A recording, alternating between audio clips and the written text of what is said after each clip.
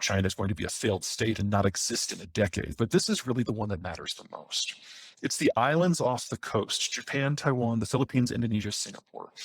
The Chinese call it the first island chain. And there is no period in the long history of the Han people in which China has been able to economically interact with the lands beyond the chain ever, except right now under the American-led order. Because the basic tenet of the order is that the Americans force everyone to be on the same side and no one interferes with anyone else's economic trade. If the Americans leave, that ends. China is only successful because the Americans are enabling it to be. But the Americans are getting out of that business. Now, there are two countries that theoretically could take America's place and enable China's future success. And they are Japan and India. What we've got here is a map that shows all the energy flows that go into China. Now, 80% of China's oil is imported. 85% of that flows by India. Now, Japan's Navy is fully blue water, so it can interdict shipping to and from China nearly anywhere. Japan's Navy has the range to reach the Persian Gulf, where most of this crude comes from. But what Japan cannot do is reach the Gulf if the path is hostile, and that is where India comes in. Not only can India reach the Gulf by itself now, India can interdict anyone attempting to approach the Gulf from the east. So that's the third big point. No one in East Asia can access the Persian Gulf without India's express sign-off. India is the most important country in determining whether China will survive the next few decades. And this all might be happening sooner than you think. First of all, we are likely to have an energy crisis in the next few months. Now, you may remember back during the Obama administration, the Americans and the Iranians cut a deal where Iran would cancel its nuclear program if in exchange it was rehabilitated. There were a lot of Americans who thought that deal was bad. Trump was one of them. And Donald Trump canceled the deal and applied a maximum pressure campaign to destroy the Iranian economy, which has been broadly successful. Now, under the new president, Biden, the talk is whether or not that deal is going to be revised.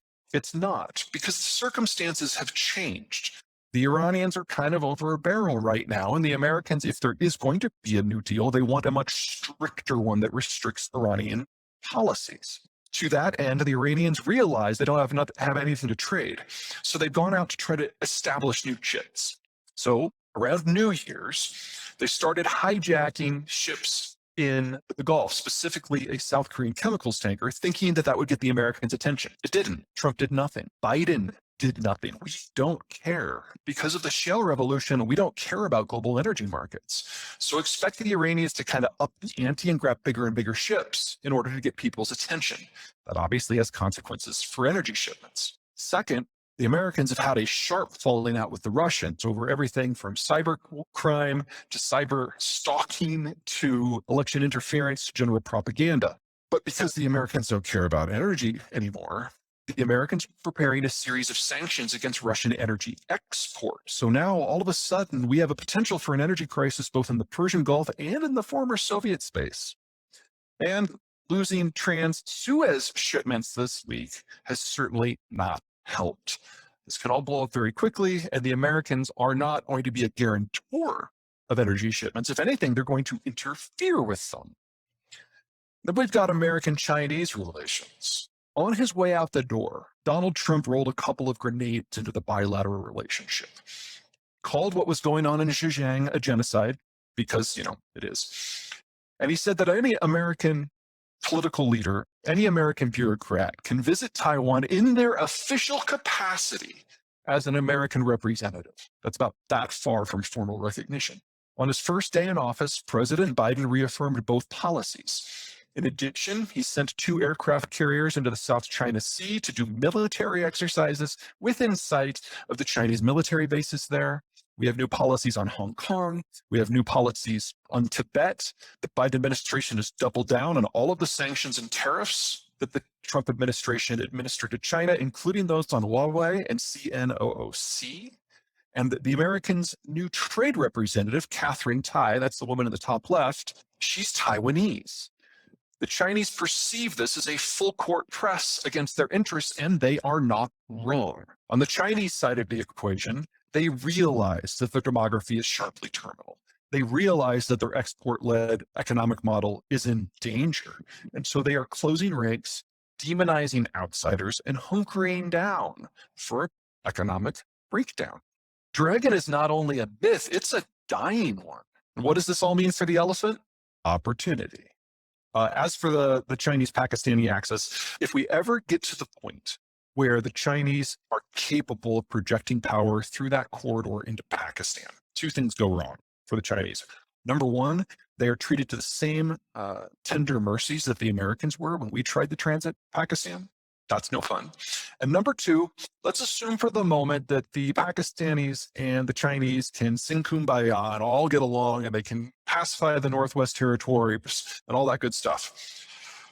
You do a half a dozen bombing runs into that gorge, and that entire transport network collapses in an hour. So you're talking about hundreds of billions of dollars of Chinese investment to stabilize it. You cause a few landslides and it's done.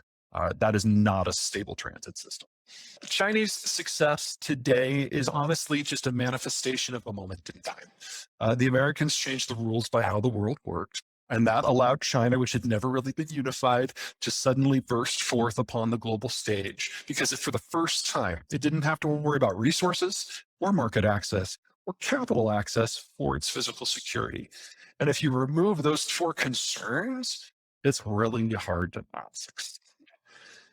Which means that all it takes is the Americans leaving to pull the plug on this whole thing. And that's exactly what's happening. The default status for Chinese government is dictatorial. That takes the form of the Communist Party right now, but that doesn't necessarily mean it has to be the same form.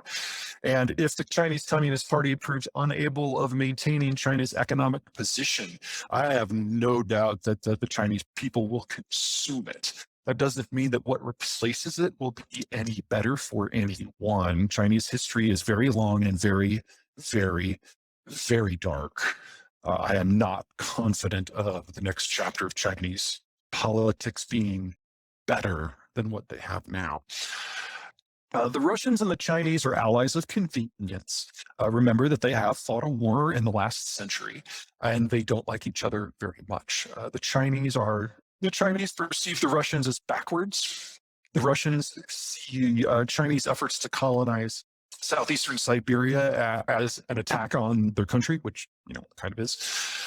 And the relationship only is useful for the Chinese in two ways. Number one, it's an alternate support.